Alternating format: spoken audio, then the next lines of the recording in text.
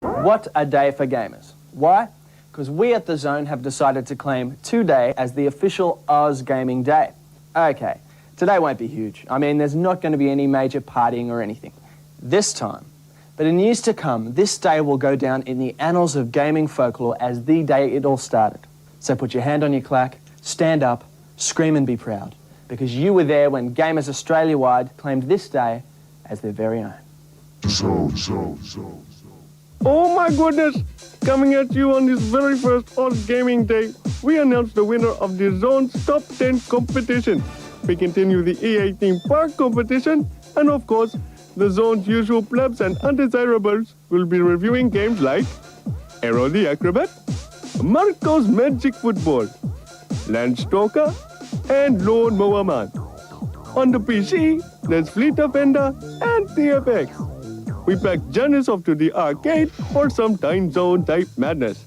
And then we do stuff like... Yeah, like what? Oh, God blimey, Charlie, I don't know. Let's have a zone speak. Clack, clack, clack, clack, clack. It means what you're sitting on when you're playing games. You're absolutely, positively, without a doubt plugged into the zone. We think. You are now entering zone. We've had loss of signal now. There's something very weird about a young lad who prances happily around town using his soccer ball as a deadly weapon. Marco is the maniac with the exploding soccer ball. The other madmen are the reviewers, Muttley and his real-life bro, Liz. Funny name for a boy, that. To give Marcos a description, it would have to be a boy, a ball, and a huge load of slime. And with extra bizarre character antics thrown in for good effect, it's a whopper of a game. Now, this is not your average style of platform, and nor do you have to be Madonna or Maradona, whatever his name is, to play it. Now, if you have ever had the feeling of wanting to kick a ball at someone or something really hard, then this game is definitely for you. With the market currently being flooded with soccer sims, it is fantastic to see some originality in the industry. This is a cool animated platformer that is directed at the environment issue. Marco comes complete with tricks and even has boomerang action on the ball. Marcos comes complete with a training ground, your backyard, and his soccer skills, including headers, kicks, and even bicycle kicks. There's attack slime and other uglies in levels from sewers to even more sewers. The graphics are large, detailed cartoon sprites blended into smooth, crisp animations with cool mode-7 programming. The sound isn't great, but then again, people has a game to listen to it. Overall, I give it 81. The great scrolling, sharp picture guarantees enjoyable viewing, and the control of Marco just tops it off nicely.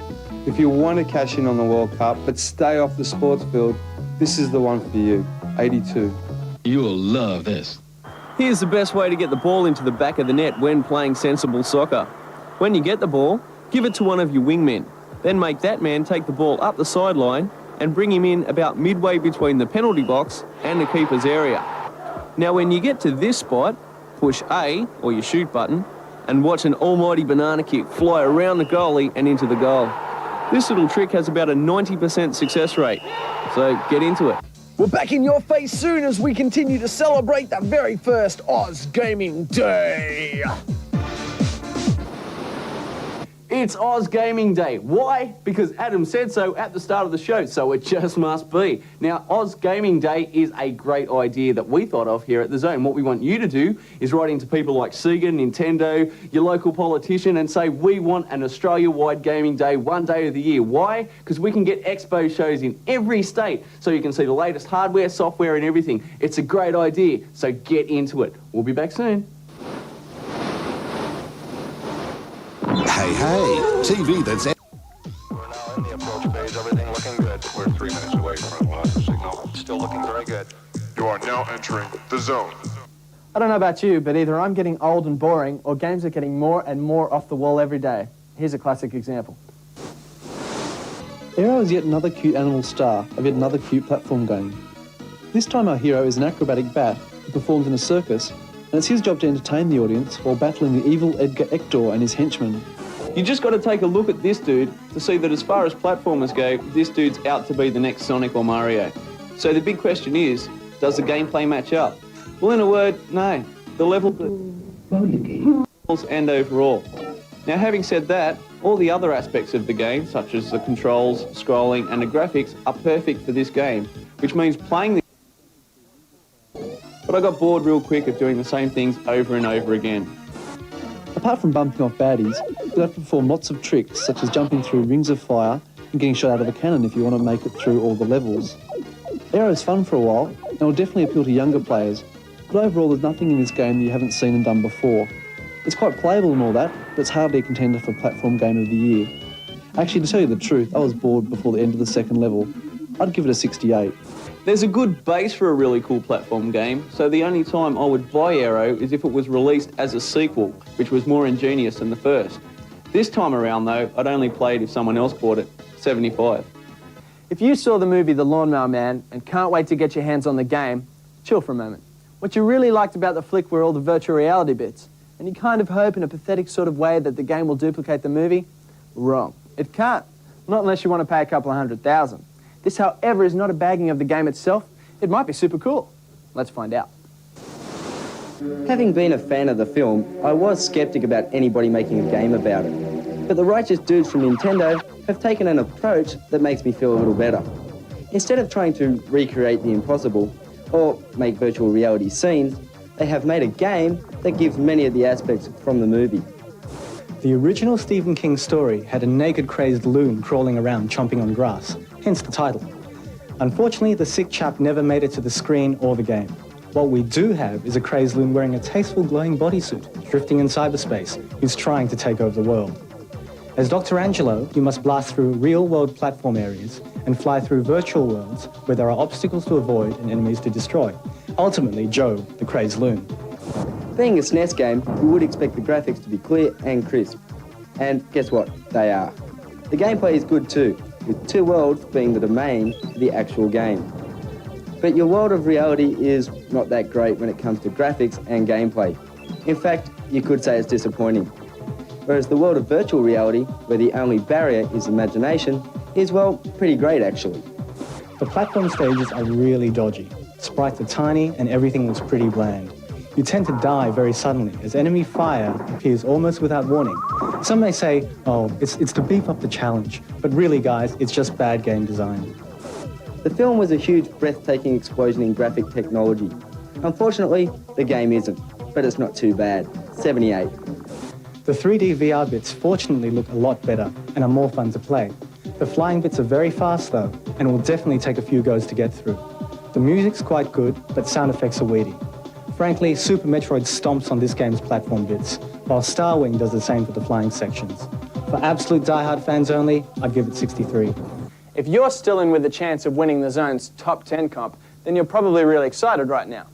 If you're already stuffed up, you're hoping a good mate wins so you can bludge the games off him, I don't blame you. But before we announce the soon-to-be-flocked with new friends winner, here's a reminder of the top 10. They're big, they're bad, they're the best games to be released in '94, and they run this way at... Number 10. Tomcat Alley. Number 9. FIFA International Soccer. Number 8. Rock and Roll Racing. Number 7. Alone in the Dark 2. Number 6. Star Wars Rebel Assault. Number 5. Virtua Racing. Number 4. Jungle Book.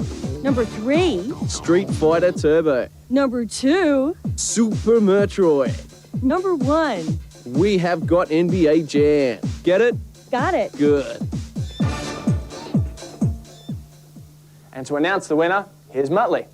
Top 10, top 10, top 10. No one guessed it. If we had a top 9 comp, though, everyone would have guessed it. We've had heaps of people who picked 9, so we're going to pick a winner out of those people. Entries, please. Here they are. Cool. What I'm going to do is I'm going to throw them up in the air and I'm going to catch one. Here we go. Oh, look, one landed in my lap, though. And the winner is David Gonzalez of Hughes Street in Belmore, New South Wales. Congratulations, David. Now back to Adsta. And to my new best friend who's just won all those amazing games, congrats. You'll receive them in the mail real soon. Alright, this game, Aliens vs. Predator from Capcom, is really cool. You get to have all these different weapons that you can pick up along the way. And like the Super Magazine that I just got. Like the Super Magazine that Adam's got. And you can team up with your partner who can be a Predator warrior or a Predator hunter. And you just spank all these aliens, except for when you're reloading your gun, you actually stop all the action and you can actually heat up as well. So there's a bit of combination of martial arts there, as well as and just spanking. Like that one over there. Get it, Dennis! Get it! Get it! Yes, I got it! Fry this guy. See that? Toasted, that guy. I don't spank, I toast. And that's the big boss up there, which we have to kill.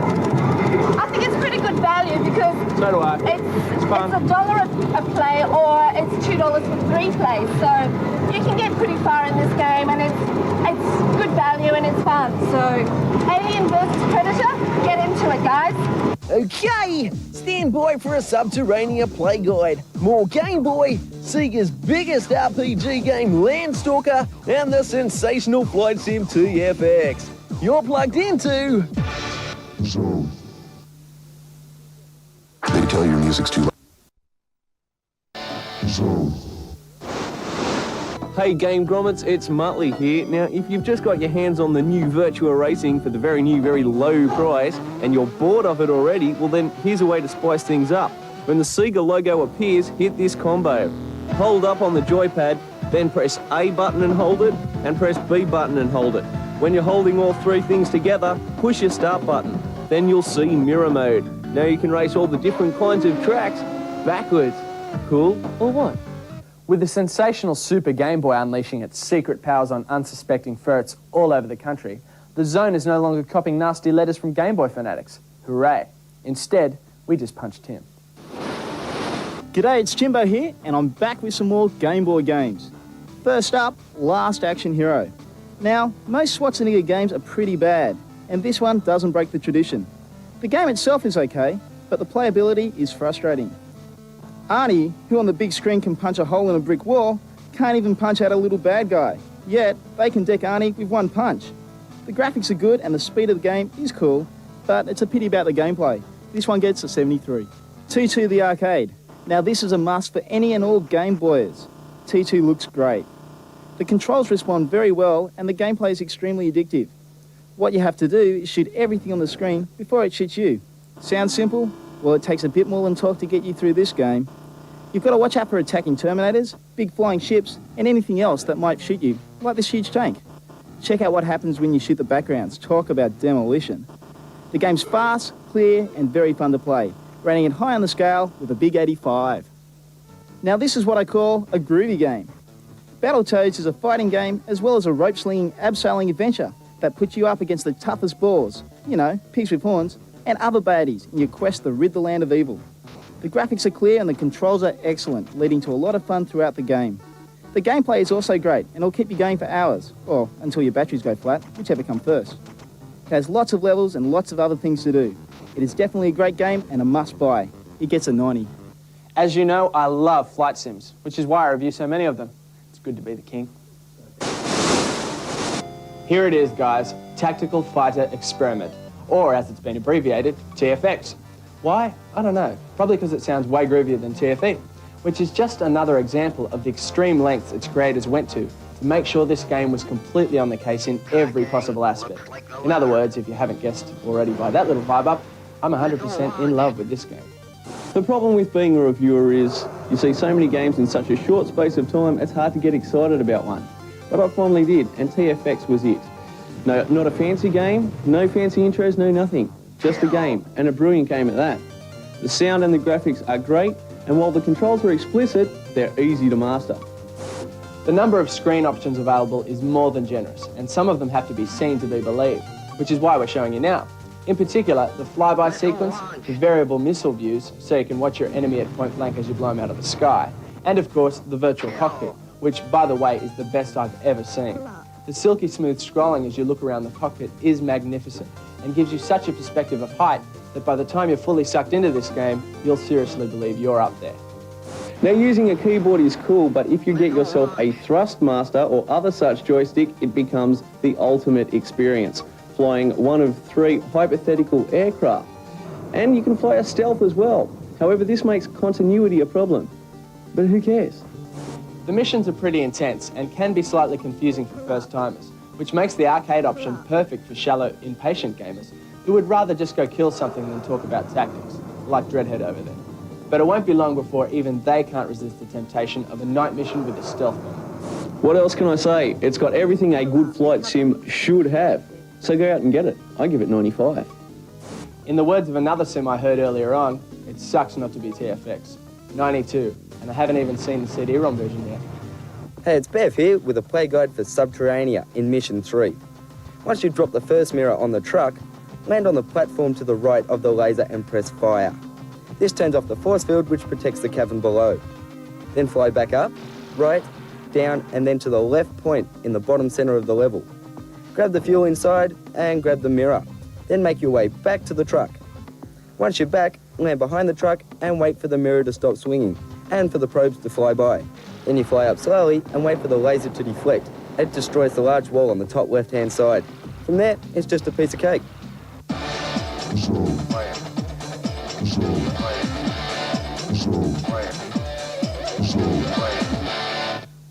Landstalker is the most popular Sega RPG ever to hit the 16-bit console.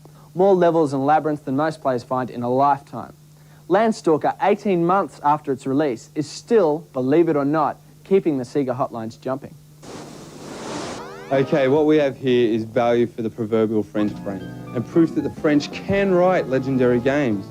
It's your typical wander around, meet people, kill things, collect money, solve puzzles type of game. Each labyrinth is fast and challenging, with one labyrinth alone being a huge 64 rooms within itself. Landstalker must be one of the most popular RPGs or role-playing games that has hit the Sega consoles ever. Not only that, it's one of the most frustrating to play. Not being a major fan of RPGs, I don't normally become overly excited when I have to play them. But Landstalker is different. You play as Nigel and you're searching for the fabled treasure of King Noel, hidden somewhere on the island. It's challenging in all aspects, such as brain matter, coordination and strategy, not to leave out control, which is a major letdown of the game. The controls suck more than a Godfrey's man with his vacuum cleaner and a bowling ball. So if you're into role-playing games and you are after a serious challenge, you don't mind playing as a guy that looks like a Mr. Spock reject with his very own fairy, then sink your teeth into Landstalker. I'm giving it a well-earned 87. The graphics and scrolling are excellent. The sounds are okay, but they're nothing special. And the enemies, mazes and general play are tough. But the end is worth it. I mean, it won't happen instantly, but it will happen. So if you're not the RPG lover, as I'm not, borrow it off a friend. But if you're the game player that sits and plays for hours and hours, I suggest you get a comfy seat, your favourite foods, and settle in for about a month. 76. Remember the Blockbuster Videocon we told you about the other week? Well, they're having their finals down in Melbourne Central this Sunday, so if you live in Melbourne, get down there, and good luck to everyone involved. Ah, the 3DO, that's real news, mate. It's big everywhere around the world, and we at The Zone are going to get our hands on as many of the 3DO games as we can, just to show you. It'll be heaps of fun. And speaking of huge consoles, the Game Boy, with their adapter that goes to the TV, makes it colour, all that pretty stuff, is selling like wildfire. 80-year-olds, 60-year-olds, 30-year-olds, 12-year-olds, and even a nun has bought one. What have I got here? I have got a letter sent to GameStar magazine, which is one of our friends, by a bloke who calls himself the Reviewer's Reviewer, and all he likes to do is complain about every gaming-made thing in Australia. Well, all I can say, mate, sucks to be you. But I'm determined to end this buzz on a good note, so I want to say hi to a fellow gamehead of mine called Monty. He's 8 years old and he is a big gamer. Also, his old man Paul likes to hog the virtual racing, so get off and give the kid a go. Anyway, I'd just like to say hi, and remember, I'm someone and you're not, or something I forgot. But hey, it works. Cool. Bye. I don't know. What do you... Weeknights on... This is the news. World Cup USA 94 has kicked off on Mega Drive, and the fans have gone wild. It's as exciting as being there, but you control everything in the ultimate soccer game. Everything but the score.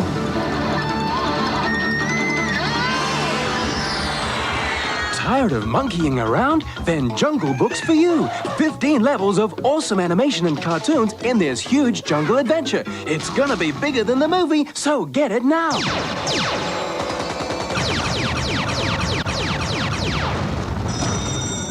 For all the latest hints, cheats, and walkthroughs, call the Sega hotline on 1902 555 444. And kids, get your parents okay first.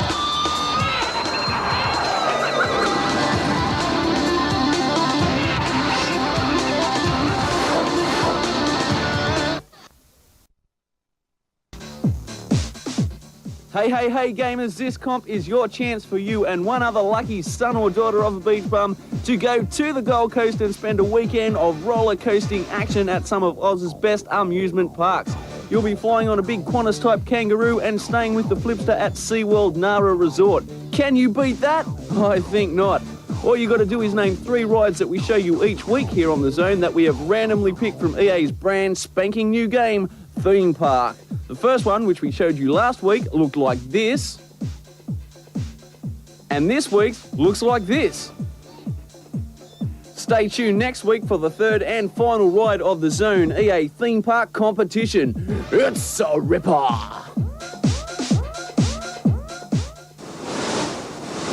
Hi, I'm Jo from GameStar magazine, and we got together with The Zone to bring you GameStar's Cheat of the Week.